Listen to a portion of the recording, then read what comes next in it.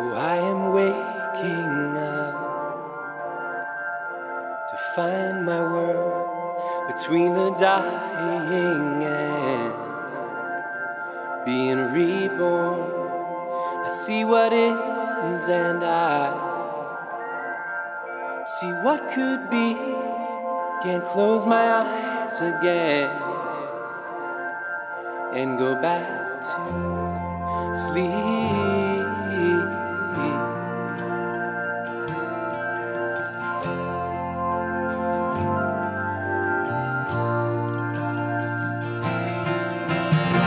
Fill my days with blessed unrest and my nights with dreams of justice. Make me a vessel for the turning of the tide. How can I change our course? Just a lonely voice. Wish I could lose myself in all the noise. But if we all would rise, a generation proud with a mighty song, we could turn this world around.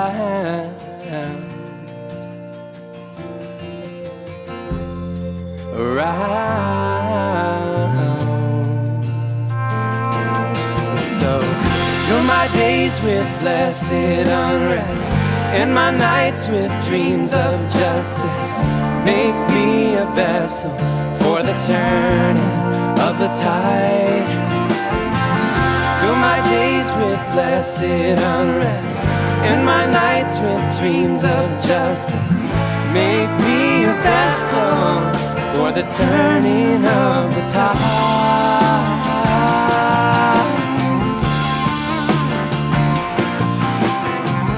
Ancestors all behind and before me every child. I bring the power of a long unbroken line. So when our time is through, I wanna know, did what we came to do for the future ones. So in our darkest days,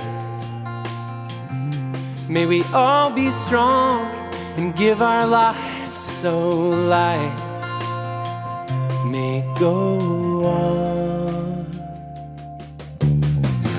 Fill my days with blessed unrest and my nights with dreams of justice. Make me a vessel. Fill my days with blessed unrest and my nights with dreams of justice. Make me a vessel for the turning of the tide.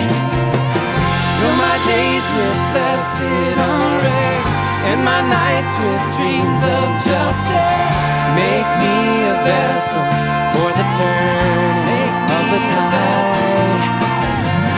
Fill my days with blessed unrest and my nights with dreams of justice. Make me a vessel for the turning of the tide.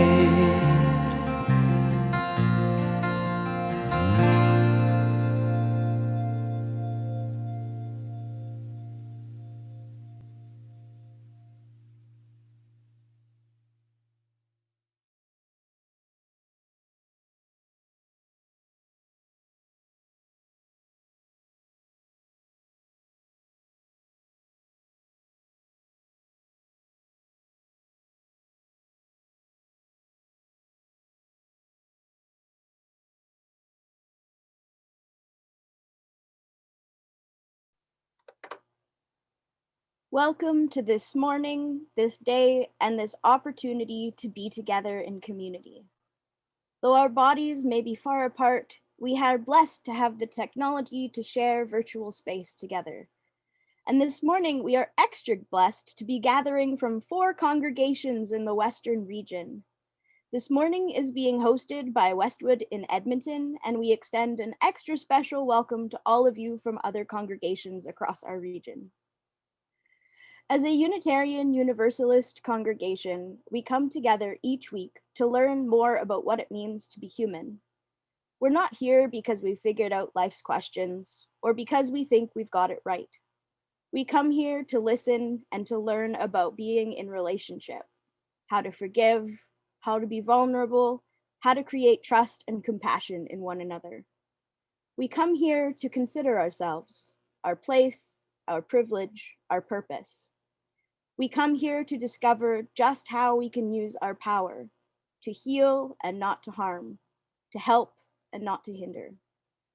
At the end of this morning's service, there will be a time of visiting in breakout rooms for our virtual coffee hour that Westwood hosts weekly. We invite you to stay for this opportunity to get to make new connections from other folks within our region.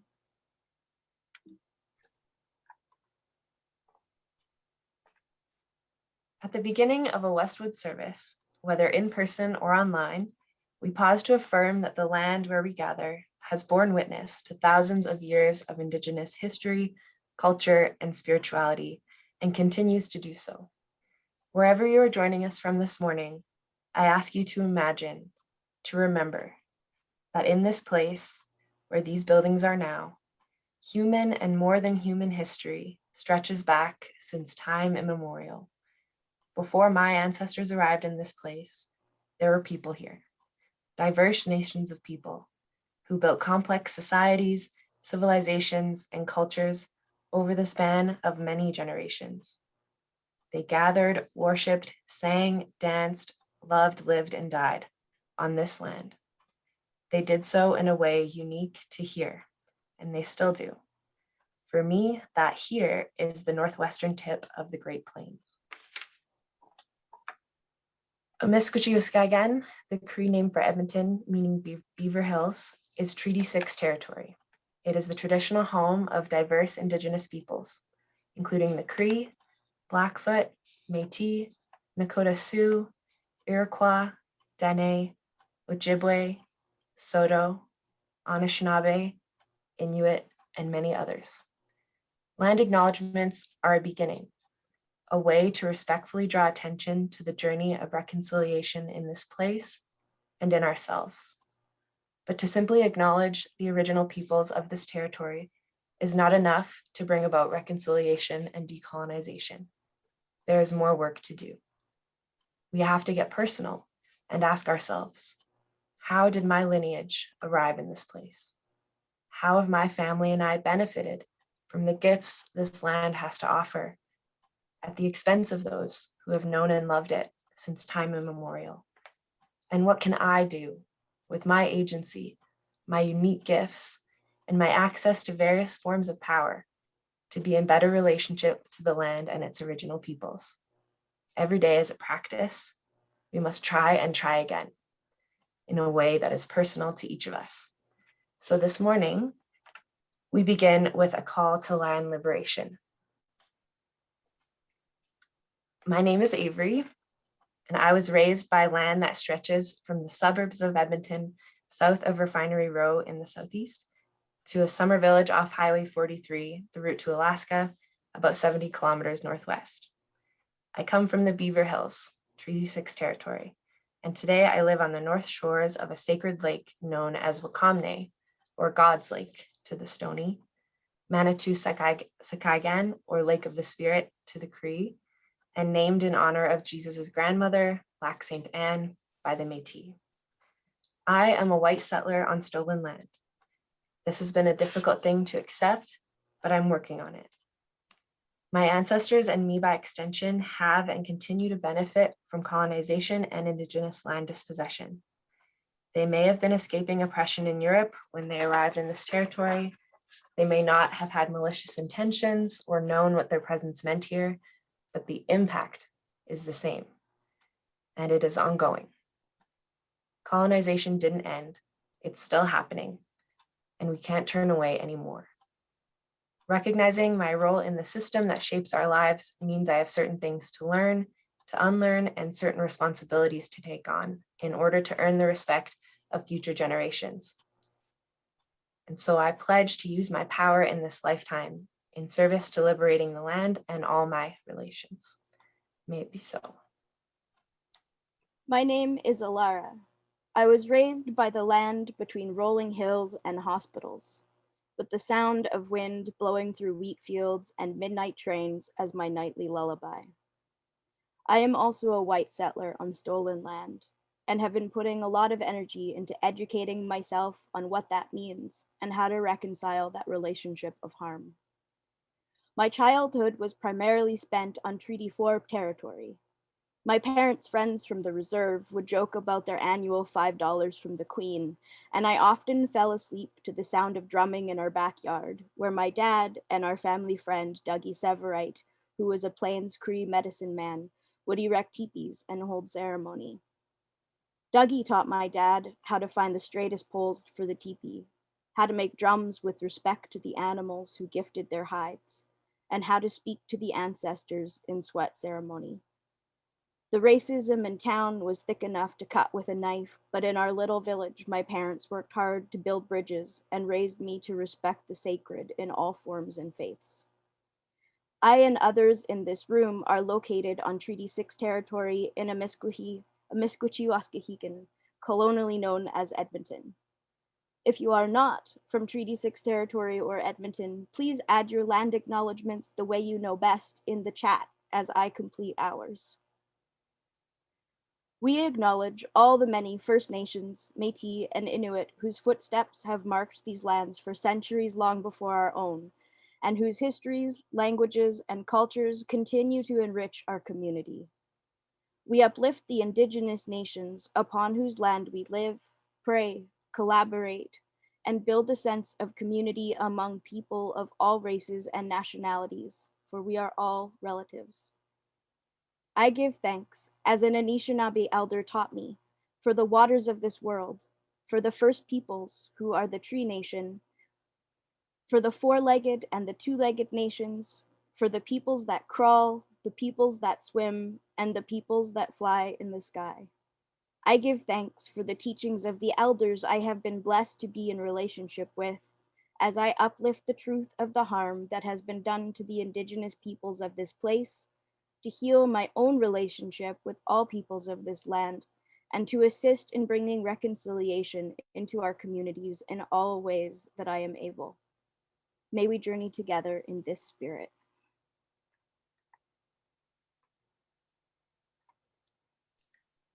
Hi, everybody. My name is Avery, and I'm a white settler, youth organizer, and gender freedom fighter from Treaty 6 territory.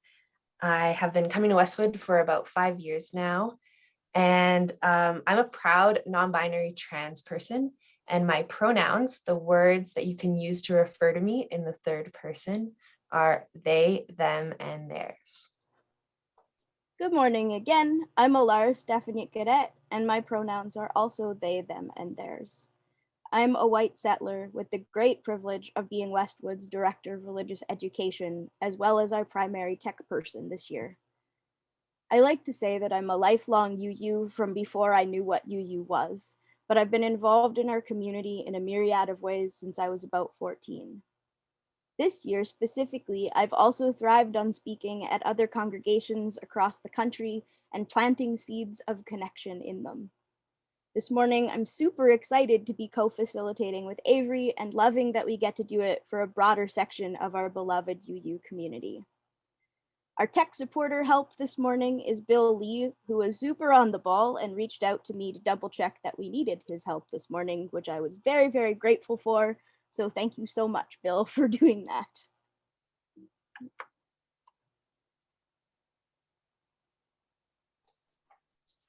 Before we get started with the formal elements of our service, we want to pause for a moment to uplift the writers and thinkers that have influenced the content for today. As Unitarian Universalists, we are honored and privileged to speak to you from this free pulpit, and our hope is to use this platform to introduce you to the visionaries that have shaped our point of view. For those of you who know me, you might already know that I am a bit obsessed with something called Emergent Strategy, and I first learned about it in this book by Adrienne Brown titled Emergent Strategy, and it's my goal to uplift and honor her work and the work of those who went before her. So many, if not most of the words I will share are from her. because she says it much better than I ever could, and these words changed my life. It's impossible to discuss emergent strategy without making connections to the lineage, to the other writers and thinkers that shaped the work. So if you have a pen and paper, write down these names and search for them later. You will be glad that you did. So we've talked about Adrienne. Someone else that I want to highlight is Walidah Imarisha, who is an American author, activist, educator, and poet. And she's the co-editor of a book called Octavia's Brood, Science Fiction Stories from Social Justice Movements. Octavia E. Butler began writing science fiction as a teenager in the 1950s, and she became one of the best known African-American women in the field. I like to refer to her as a prophet because she predicted so many of the challenges we're facing now. And Lee Boggs was Adrienne's mentor. She was a major figure in the Asian American movement and the Black Power movement, and she died in 2015 and lived to be 100 years old. So all this being said, our service is going to look a little bit different today. We will be delivering a sermon, yes, but you'll also have a moment for contemplation, to slow down and think about a big question, as well as the opportunity to listen and be heard one-on-one. Perhaps most importantly, we will be bringing you back to your body, which Ilara is going to talk about next. I'm just finishing throwing the names in the chat, and then I will continue. It's almost done. Sure. There we go. Oops. There we go. All right. Drawing on the wisdom of our lineage and experience, we'll be approaching this morning's service with very intentional somatic awareness. This word somatic comes from the Greek word soma, or the body as perceived from within.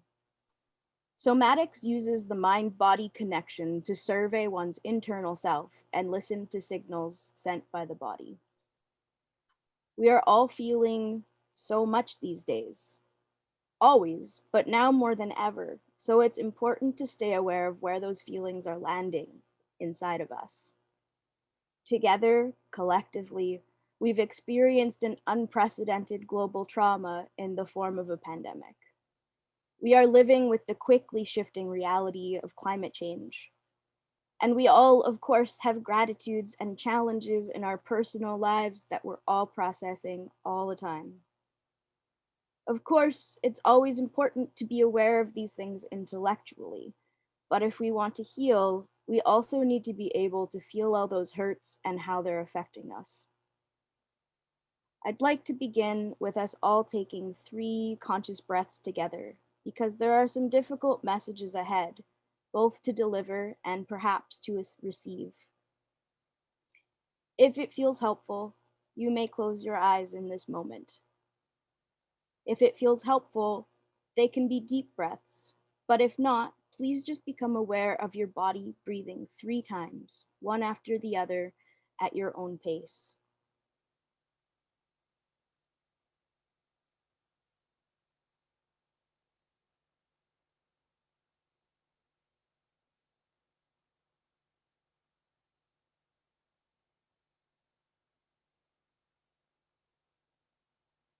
Now, before we fully dive into our service, I would request, again, if it's helpful for you, that you keep about 25 to 50% of your attention on your own body, and then whatever attention is left over on our words and activities that we're going to be facilitating.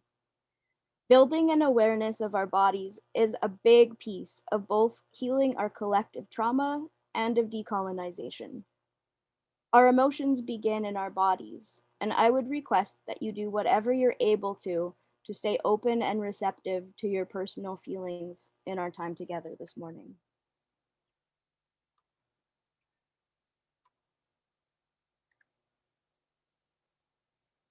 When I light a chalice, it's important to me that the ritual isn't only about the words. Don't get me wrong, I'm a writer through and through, and the words are really important to me.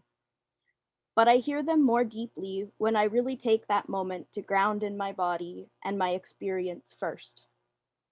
So we're going to take that moment this morning.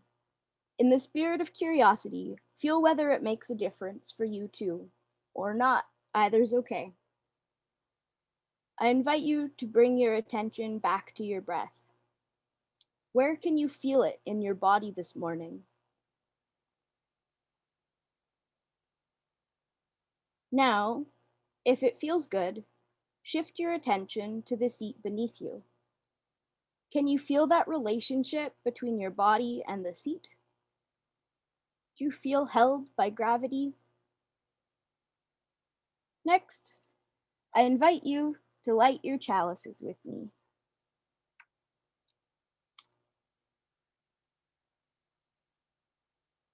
Feel the heat of the flame as the candle ignites. Bear witness to the act of lighting the candle. You lit it. The candle would not be burning without your help. I invite you to hold the chalice or candle and feel its warmth as I read. Our words this morning are by Eric Walker Wickstrom. When we light our chalice, everyone focuses on the flame. Yet it's the paraffin of the candle, the cotton of the wick, the potassium chlorate and sulfur of the match, and the oxygen in the air around us that makes that flame possible.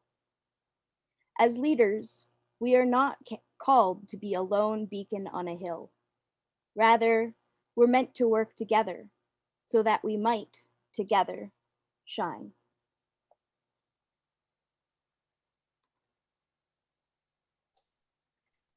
The lighting of candles of concern and celebration is a cherished tradition in many Unitarian Universalist congregations.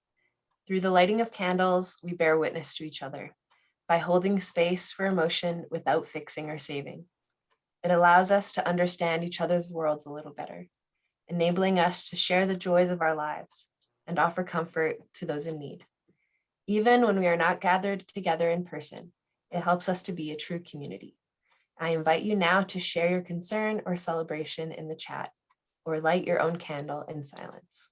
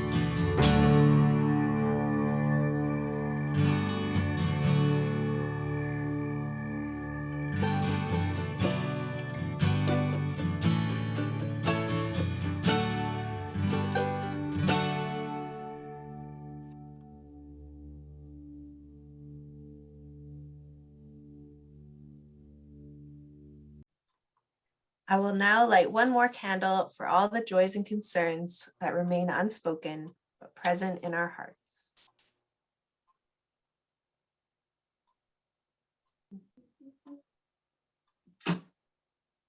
Please join me in the affirmation. May the light of these candles inspire us to use our power, to heal and not to harm, to help and not to hinder, to serve the spirit of truth in loving affection and trusting hope. As we begin our service, I ask you to join me in reading this aloud together. I am living a life I don't regret, a life that will resonate with my ancestors and with as many generations forward as I can imagine. I am attending to the crises of my time with my best self. I am of communities that are doing our collective best to honor our ancestors and all humans to come.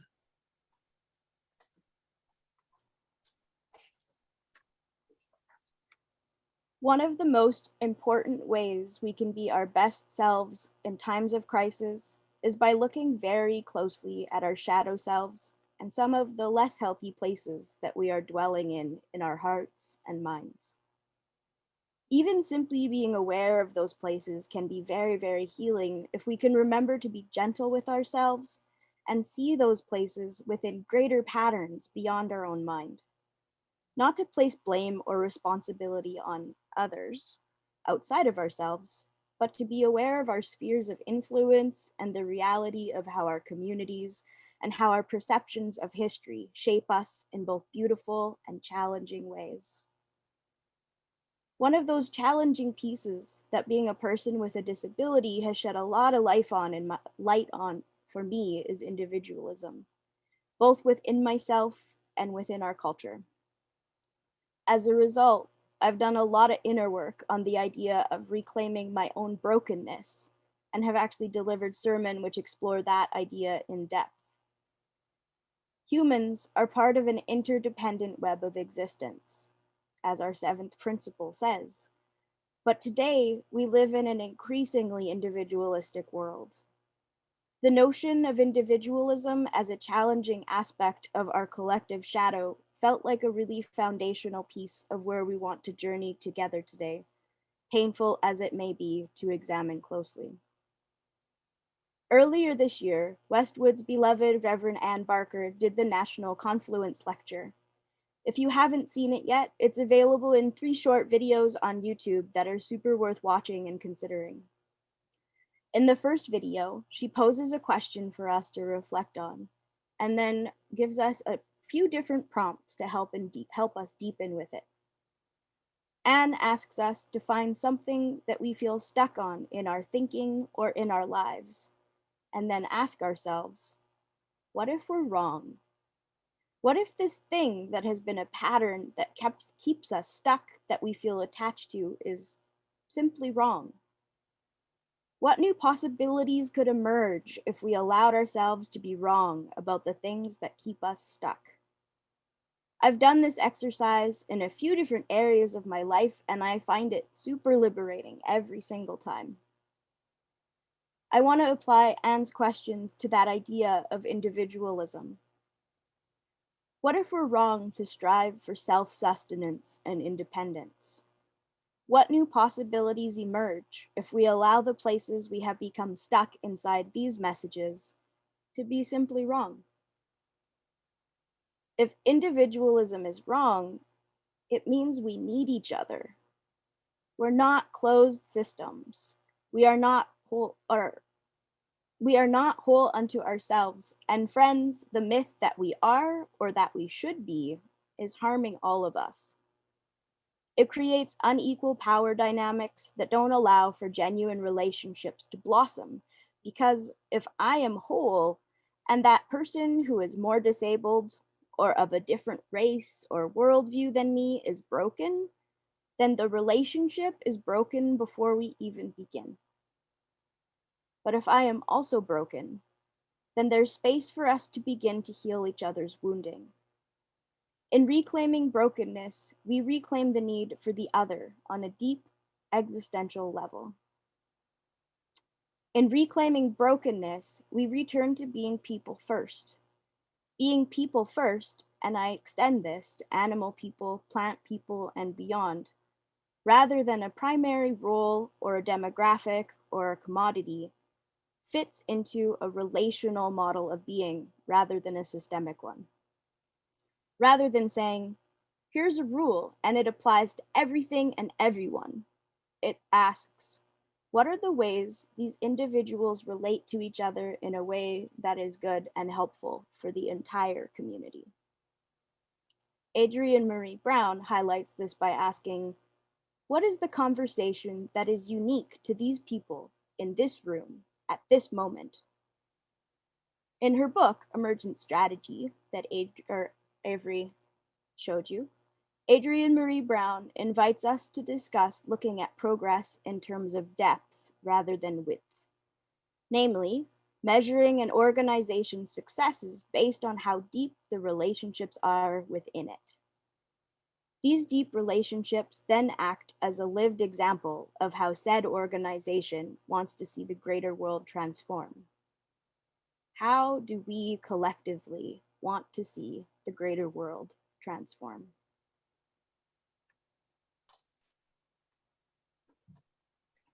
The following is a reenactment of a typical conversation between Avery and Ilara. Hey friend, I need some help bringing my spirits up. Can you lend an ear and maybe offer me some advice? Yeah, for sure. What's feeling heavy for you? It's hard to put into words right now because my body is still in healing mode from being in the hospital, and that definitely affects my whole state of being. But I'll do my very best in this moment. I feel like there are so many huge challenges facing all of us right now. It can be easy to get overwhelmed with it all.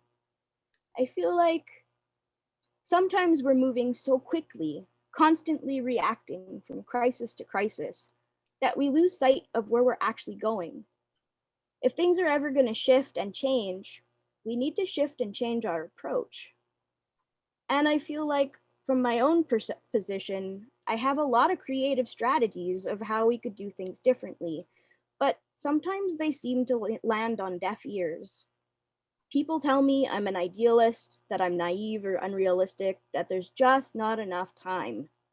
And it's discouraging. It's just super hard to be visionary, or at least to plant visionary seeds.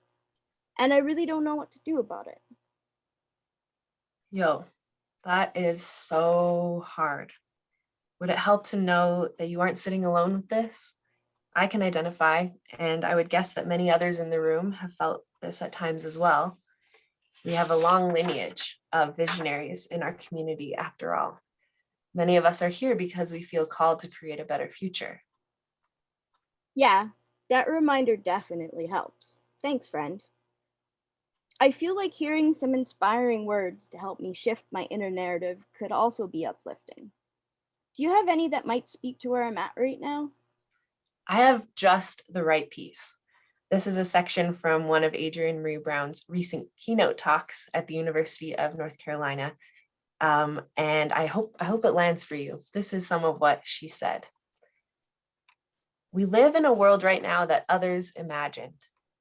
Most of the constructs that oppress us feel like fact and are taught to us as fact, but they are actually evidence of historical imagination. These ideas were imagined and then practiced into solidity, authority, tradition, assumption. And then someone imagined this racialized economic system. They built it on the foundation of indentured labor and slavery, which means exploitative production of a dehumanized people, to benefit those who labor less or labor not at all. Inside of capitalism, the norm and assumption is that we must always be producing, always growing in our scale. So we either work ourselves to death, or if we are privileged to not work, we work others to death or the risk of death, as COVID has demonstrated. The good news is that there is also right now alive those who remember how we're supposed to imagine the relationship to all that lives. Indigenous beloveds teach that we are meant to imagine 7 generations ahead of ourselves and make our choices accordingly. This long view puts us in a time-traveling relationship with all of existence. This is what Terry Marshall from Intelligent Mischief calls an imagination battle. The moment we begin to question oppressive historical imagination, supremacy imagination, the moment we begin to dream of justice, of liberation, of right relationship, we become imagination warriors or organizers. Our mission is to co-dream visions that are more compelling than oppression and more honest than supremacy. And then move from imagination all the way into new practice that creates new norms, new assumptions, new possibilities. I'm listening. Maybe I've always been an imagination warrior. Me too. And I'm so glad it resonates. I came across Adrienne's work 4 years ago, just around the time I was coming to Westwood, and it was exactly what I needed. Back then, I was a burnt out youth organizer and I just couldn't see a path forward. The scale of the problems facing my generation and those younger than me seemed so huge and so insurmountable, it became easy to fall into hopelessness. No matter how hard I worked, when I looked around, it just felt like things were getting worse. I would constantly wonder how I, such a small fish in a big ocean, could ever have an impact on patterns and systems so much bigger than me. And I still struggle with that sometimes. So I return to Adrienne's work on the regular. And through her, I have been exposed to the dreams and imaginings of other Black feminists, thinkers, and writers who offer a view from the margins that has the potential to liberate all of us. One of those writers is Walidah Imarisha, Adrienne's co-editor on Octavia's Brood. So science fiction stories from social justice movements. I'm getting so excited. I'm losing my words. Well, I can see why. I mean, science fiction and social justice together? What are you talking about? I know. And since you're a science fiction and fantasy nerd, I think you might appreciate this. Yes, please tell me. Okay, so this is from Octavia's Brood. Walidah says, many folks have asked us what science fiction could possibly have to do with social justice organizing. And every time we have responded, everything. Everything. Yeah. All organizing is science fiction. Organizers and activists dedicate their lives to creating and envisioning another world, or many other worlds. She says, we want organizers and movement builders to be able to claim the vast space of possibility, to be birthing visionary stories. Using their everyday realities and experiences of changing the world, they can form the foundation for the fantastic, and we hope build a future where the fantastic liberates the mundane. We know that changes will occur in this lifetime that we cannot begin to imagine, that the next generation will be both utterly familiar and wholly alien to their parents. Visionary fiction is a term developed to distinguish science fiction that has relevance towards building new, freer worlds from the mainstream of science fiction, which most often just reinforces the status quo. We believe this space of imagining is vital to the process of decolonization, because the decolonization of the imagination is the most dangerous and subversive form there is, for it is where all other forms of decolonization are born. Once the imagination is unshackled, liberation is limitless. Yo, I just got chills. Once the imagination is unshackled, liberation is limitless. I've never thought about decolonization like that before. Walidah just blew my mind, and I totally put her name as well as others in the chat. Awesome. So this is the part, though, that she says that really gets me. She says, for those of us from communities with historic collective trauma, we must understand that each of us is already science fiction walking around on 2 legs. Our ancestors dreamed us up and then bent reality to create us.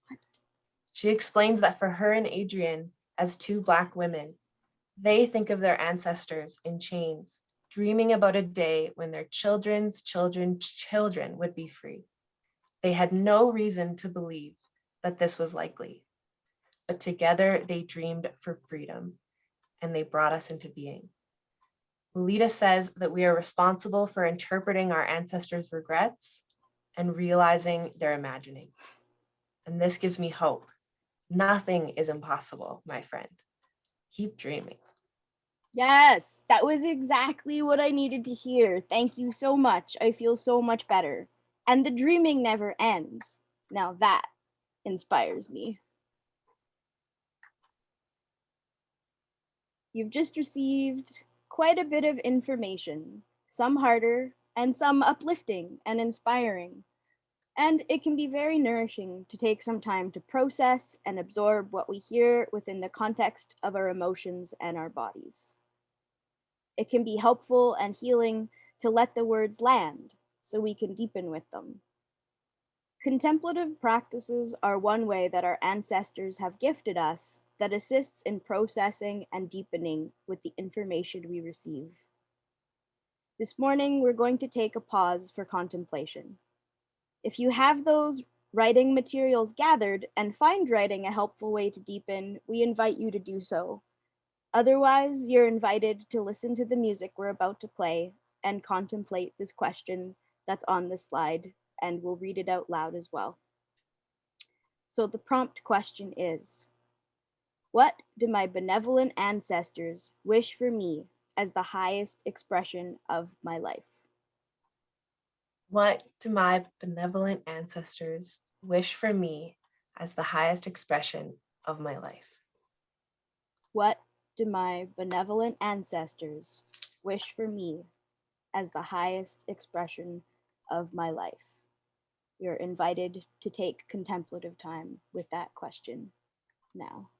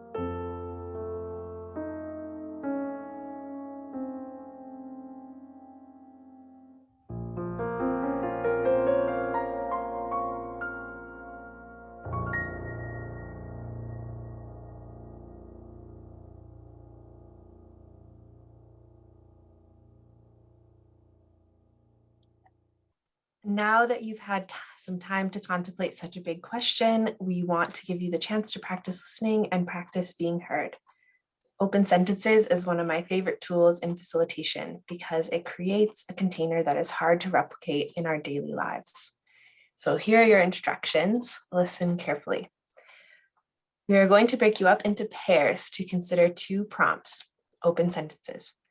To help you save time in deciding who goes first, we're going to arbitrarily decide right now that the person with the longer hair will be the first speaker and the person with the shorter hair will be the first listener. After 2 minutes, you'll get a message to switch. Then the listener will become the speaker and the speaker will become the listener. Then you'll get a message to switch again to consider the second prompt. It's very important to remember that when you're the listener, you are just listening. It's natural for us to want to respond, to affirm, to ask questions, but this isn't the activity. Practice being completely present to whatever comes up for the speaker. And when you're the one speaking, notice what it's like to be heard, and don't feel pressured to fill the silence if you have nothing more to say. Profound things can emerge from the silence. If it helps, repeat the open sentence again and see what flows from you. Each person will be able to speak for 2 minutes to each prompt, and then we'll bring you back to the main room. So let's just give Ilara about a second to create the pairs. For those who are unable to join a breakout room, you can stay here in the main room and watch or listen to Ilara and I doing this practice. For those of you in breakout rooms, when the prompts reappear in a message from the host, it's time to begin those 2 minutes. Okay, so our prompts are: the human and more than human relationships that shape my life are, and when I think about shaping the future together, I imagine. And then when you're ready, I have longer hair, so Go for it. You want me to start? Yeah, I broadcast it. Okay. The human and more than human relationships that shape my life are, I like the more than human part of this prompt because I'm trying to think more about that recently. I think I often think of relationships and I think of people, but I realize now that I'm in relationship to so many other things. I have a cat, and so that has been really shaping my life, like being in the relationship of care to something that is dependent on me in a way, and like how it is like I get just as much out of the relationship, I think, as my cat does, if not more. Maybe I'm very lucky. When I think of relationship, I think I also think of ancestors. And so I've been connecting with like genealogy and family stuff that even though those are folks that I never met, I understand that I am affected by them across time. And so I'm in relationship to those people that weren't alive necessarily in the same time as me. And lately, especially with all of the smoke and the climate stuff, I've felt more of a relationship to future ancestors in that I just like think more often about, nibblings and like nephews and nieces and in my life that as they grow older, that will be more and more the norm. So those are relationships that definitely shape my life and what I do, I guess. Whew. It's hard to be heard and just speak off the cuff. And then I guess like Westwood are like those relationships, this like the relationship with like a national community of Unitarian Universalists is really cool. And that is our time to switch. Yeah. Do you want me to broadcast? I did it. Oh, you're so on it. Okay. So the human and more than human relationships that shape my life are, there's so many. So I also have cats, and I find that they are very, very grounding, and I've learned so much from them. I feel like I've really learned how to relax from them. And with the human relationships in my life, my whole life, I felt really, really blessed with the human relationships in my life. I feel really blessed that you're in my life. I feel really blessed that my girlfriend is in my life, and Westwood, and the people that I live with. And there's just so much connection and meaning making opportunity with all of the people that I surround myself with and that want me in their life, which is just the part that really touches my heart, is that the people who I love also love me and want me to be meaning makers with them. That always just fills me with so much gratitude. And I've also always been very close with trees. Trees are like, I don't know. I mean, trees shape our world, like they shape our weather systems, they shape so much, but I also I love them physically and symbolically. And we have a huge blue spruce in our front yard, and some of you might know Spruce the squirrel, who is one of our Westwood mascots, and Spruce is named after the blue spruce in our front yard. And I just connect so deeply with that tree and love watching the birds and the squirrels, and just it's so precious to me. Yeah, that's where I'm at with the first prompt. Perfect Ding, timing. ding. Okay, so next prompt. When I think about shaping the future together, I imagine.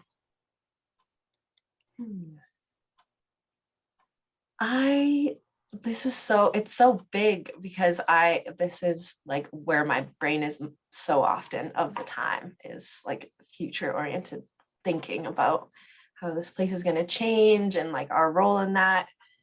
I guess the point of this activity is to just let whatever flows flow. So I'm going to do that.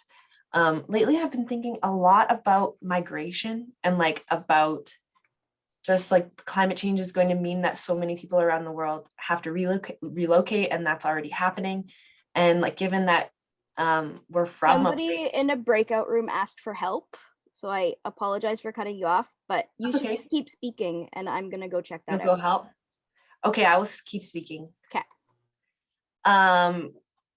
Yeah, like I think that process of migration is already happening. And I think that like, because we're from a place, for me at least, the prairies, that is like not particularly dense, and the climate here changing in a way that, I just think that there's a lot of like change coming, and it excites me because I love the place where I'm from, and I feel really lucky to be here, having access to fresh water, these types of things. And I don't know. I like Unitarian Universalism, I think, has a role to play in that because we're such a pluralistic faith. And I guess that's part of what I imagine is like welcoming people from other places who, I would like this to be a place where people can arrive. And did you know that Octavia Butler mentions Edmonton in Parable of the Talents, which I was just like, oh my gosh. For those of you who don't know, Octavia Butler is science fiction writer who we mentioned at the beginning. And I was just very excited to read that Edmonton was like just an offshoot of, but mentioned as a place where people went. Right. We're timed. Nice. I can fill 2 minutes. Ilara, do you want to speak on it? Yes. So the prompt is, when I think of shaping the future, right? Yes. Okay. When I think of shaping the future, I've really been in a justice-oriented place when I think of shaping the future lately. So I've been really thinking about the close connections that I have in my life and the opportunities that I have within those close connections to do greater change in the world, make greater change in the world, and how to model relationships. I've been really thinking about a piece of the service that we haven't talked about yet that's coming up, which is the fractal piece. So spoiler alert, we're talking about fractals after this. But I've been really thinking about how small small systems interact with greater systems and basically what that does in the world. And I've also been concerned because I've been thinking about how my area of the city will probably flood first, and I do dialysis and I like at home. So I've been trying to plan and see where that goes, and it hasn't gone very far in my mind yet because it's a pretty big and scary thing to think about. But yeah, like crisis planning and staying alive. All right, I'm gonna bring us back. Awesome. Welcome back, everybody. Now that you've had the opportunity to listen and be heard, I want to invite you to take a deep breath as we come back for the final part of our service. If you are interested in shaping change in the world and in yourself, I cannot recommend Emergent Strategy enough. You can get it from AK Press, which is a collectively owned book publisher. And what I love about this book so much is that you don't have to engage it linearly. I keep it on my desk at my desk, and sometimes I just use it divination style by opening to a random page for inspiration. So what is Emergent Strategy? Page 3. Emergence emphasizes critical connections over critical mass, building authentic relationships, listening with all senses of the body and the mind. With our gift of human reasoning, we have tried to control or overcome the emergent processes that are our own nature, the processes of the planet we live on, and the universe we call home. The result is a crisis at each scale that we are aware of, from our deepest inner moral sensibilities to the collective scale of climate and planetary health, to our species in relation to space and time. The crisis is everywhere, massive, massive, massive, and we are small. But emergence notices the way small actions and connections create complex systems, patterns that become ecosystems and societies. Emergence is our inheritance as part of this universe. It is how we change. Emergent strategy is how we intentionally change in ways that grow our capacity to embody the just and liberated worlds we long for. My personal favorite element of emergent strategy is fractals. Once I learned about this concept, I started to see it everywhere, and now I can't unsee it, if you know what I mean. Page 52, fractals, the relationship between small and large. Tune into the prevalence of spirals in the universe. The shape and the prints of our fingertips echo into geological patterns, all the way to shapes of galaxies. Then notice that the planet is full of these fractals. Cauliflower, yes, and broccoli. Ferns, deltas, veins through our bodies, tributaries, etc. All of these are echoes of themselves at the smallest and largest scale. Fractals are infinitely complex patterns that are self-similar across different scales. They are created by repeating a simple process over and over again in an ongoing feedback loop. Adrienne says that how we are at the small scale is how we are at the large scale. Sorry, my cat wants to appear. The patterns of the universe repeat at scale. There is a structural echo that suggests two things. One, that there are shapes and patterns fundamental to our universe, and two, that what we practice at a small scale can reverberate to the largest scale. Some of the patterns that start small and then become movement wide are burnout, overwork, underpay, unrealistic expectations, organizational and movement splitting, personal drama disrupting movements, mission drift, specifically in the direction of money, and stagnation, an inability to make decisions. These patterns emerge at the local, regional, state, national, and global level, basically wherever two or more social agents are gathered. This may be the most important element to understand, that what we practice at the small scale sets the pattern for the whole system. Grace Lee Boggs, who I mentioned at the beginning, articulated this as transform yourself to transform the world. This doesn't mean to get lost in the self or individualism, but rather to see our own lives and work and relationships as a frontline, a first place where we can practice justice, liberation, and alignment with each other and the planet. So what does this have to do with us in this moment in time?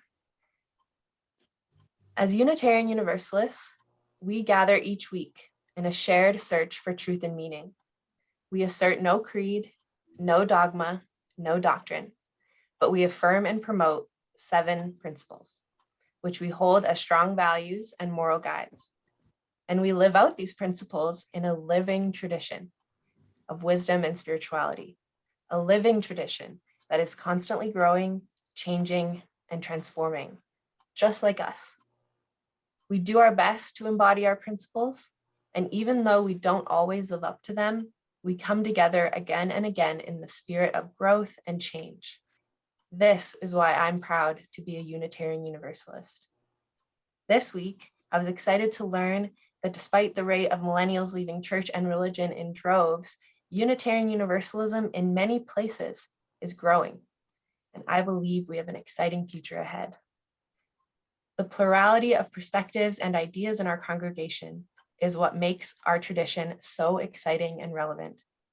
Something that has reignited a passion for this faith for me personally is the ongoing debate nationally about the adoption of an 8th principle, which, for those of you who don't know yet, the 8th principle as proposed would read, we, the member congregations of the Canadian Unitarian Council, covenant to affirm and promote individual and communal action that accountably dismantles racism and other oppressions in ourselves and in our institutions.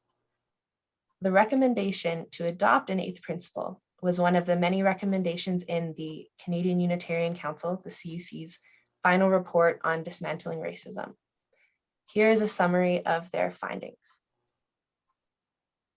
While Unitarian Universalists aspire to affirm and promote the inherent worth and dignity of every person and justice, equity, and compassion in human relations, it is clear that this is not the lived experience for everyone who enters our doors. It is also clear that there is a direct correlation between our moderate commitment to racial justice work and the troubling lack of change actually happening in our congregations. Anti-racism work is spiritual work. If our congregations are to be vibrant, relevant, and a source for social justice, we must face and address racism while also understanding that many global challenges exist at the intersection of racism, climate change, economic inequality, and other oppressions. Neglecting this opportunity to act for compassionate human relations will have existential consequences for Canadian Unitarian Universalism. Our future depends on our ability to understand systemic racism and support anti-racism policies that overcome racial oppression through action in our faith and congregations. Those in leadership positions have some responsibility in directing the congregation's focus and programming. And the report concludes that there is insufficient commitment to racial justice work among those in leadership roles. What I just read is the introduction to the report. And so if you're interested in reading more, you can find the full report on the CUC's website. I was really excited to learn from Carl, who attended a service in Louisville, Kentucky this morning, that so far 119 congregations in the state have been early adopters of the 8th principle. And so the US is sitting at about 10%. At this moment in time, we are being called to shift and transform, not to point fingers or place blame on some backward other, but to look within ourselves and change. Adrienne Maree Brown says, when we speak of systemic change, we need to be fractal. Fractals, a way to speak of the patterns we see, move from the micro to macro level. The same spirals on seashells can be found in the shapes of galaxies. We are microsystems. Our friendships and relationships are systems. Our communities are systems. Let us create practices that cycle upwards. As a person who considers themselves a lifelong mystic, I've engaged much of my spirit in observing and being aware of the patterns that arise in my life, both on that micro and macro level. I remember a moment when I was 19 and living in a small, very radical town in Nova Scotia, when a friend of mine at the time said, "As I'm getting closer to my 40s, I'm really noticing that no matter where I am in the world, I seem to have a core group of about 6 or 7 people around me who always seem to fill similar spiritual roles in my life." I thought this was an interesting sentiment at the time, and I've kept it as a lens as I go through life, mostly out of curiosity to see what he meant by it. And I think I'm starting to see that pattern arising in my own life.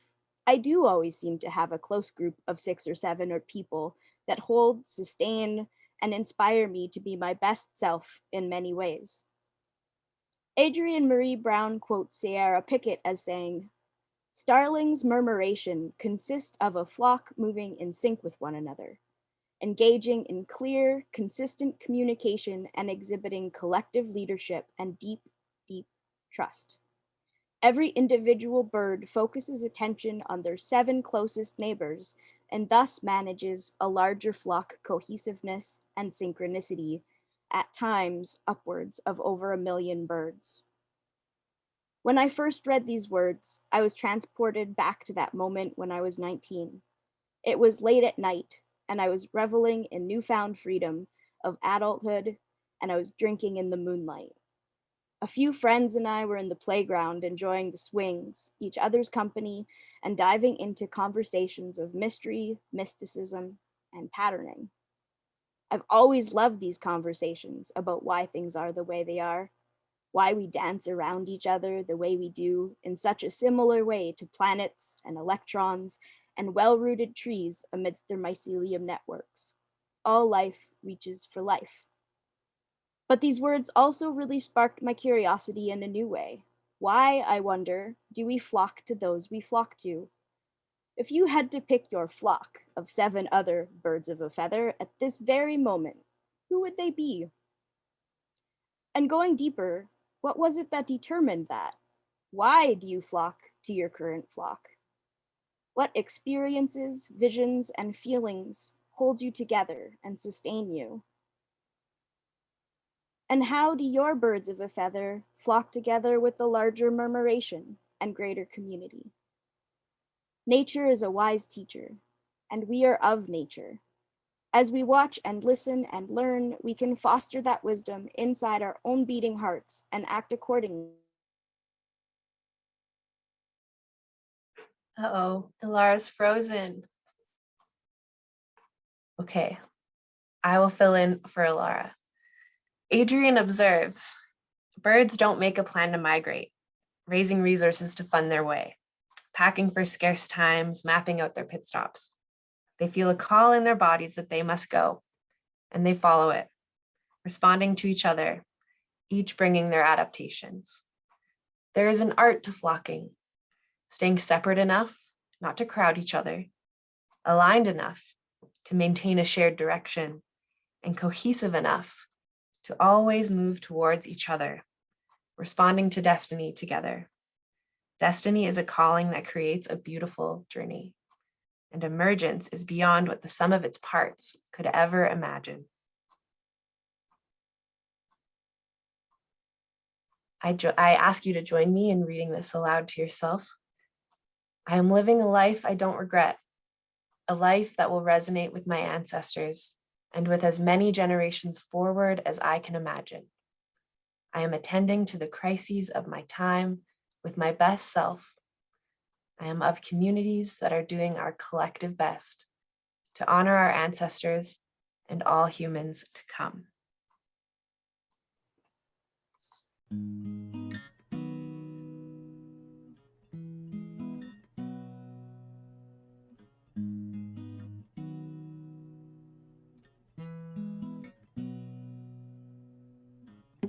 I have to admit, I'm in the rough. Try to forget, but it's just so tough, yeah. Hungry for peace, and whenever I ease it, the more it just breaks me down. still hang on. So if there's no pressure, there'll be no diamonds. So I don't mind it coming my way, no. I'm tired of putting out the fire. Freedom is all I desire. If there's no pressure, there'll be no diamonds. and I know I will be a diamond, diamond, diamond. I know I will be a diamond, diamond, diamond.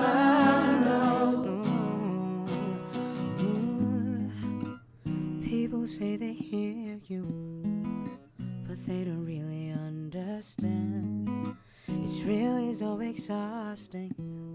They're trying to reach out for someone's hand. Keep on telling me it gets better. It's hard to see when all I get is bad weather. No, but still I know, yeah. If there's no pressure, there'll be no diamonds. So I don't mind it coming my way, no. I'm tired of putting out the fire. Freedom is all I desire. If there's no pressure, there'll be no diamonds. And I know I will be a diamond, diamond, diamond. I know I will be a diamond, diamond, diamond. Hold for me, press on me, I don't mind seeing it coming my way. Hold for me, press on me, I don't mind seeing it coming my way. Hold for me, press on me, I don't mind seeing it coming my way. No. Hold for me, press on me, I don't mind seeing it coming my way. Yeah, yeah, yeah. There'll be no. I don't mind it coming my way. I don't mind, yeah. Freedom is all I desire. There'll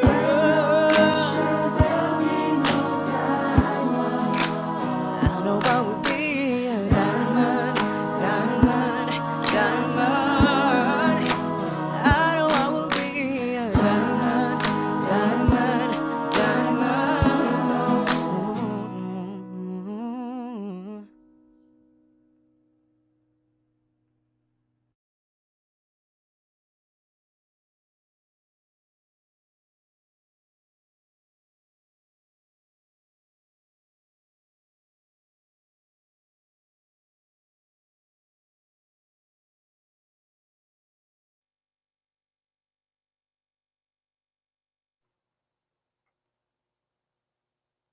As we prepare to extinguish our chalices, I invite you to hold yours in your hands and feel the solidity of your candle or vessel and the heat radiating as I read.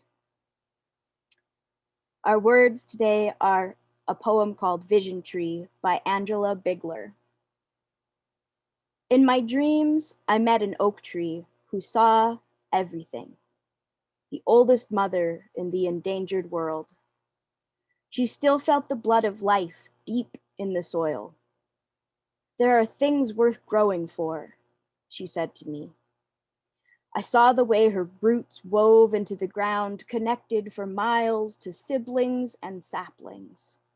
Open all your eyes, she said. I saw the painted ducks floating in the stream, a white-tailed deer and her daughter in the field. I saw the mountain and its quiet breath, the ocean full of colored songs, all these lives together. Water in the earth, in the clouds, in my body, in the tree. I thought of the people and how much we need healing. What do we do? I asked the tree, kneeling at her feet. Rise up, she said. Come together. Wail and love and fight. But how? Stretch out your branches and call to your flock. They will reach out and find you, sisters united. Go forth in action, your roots joined as one. And if we fail, I worried. She straightened her trunk up as she answered. Rise up again. I did not grow this tall in an instant.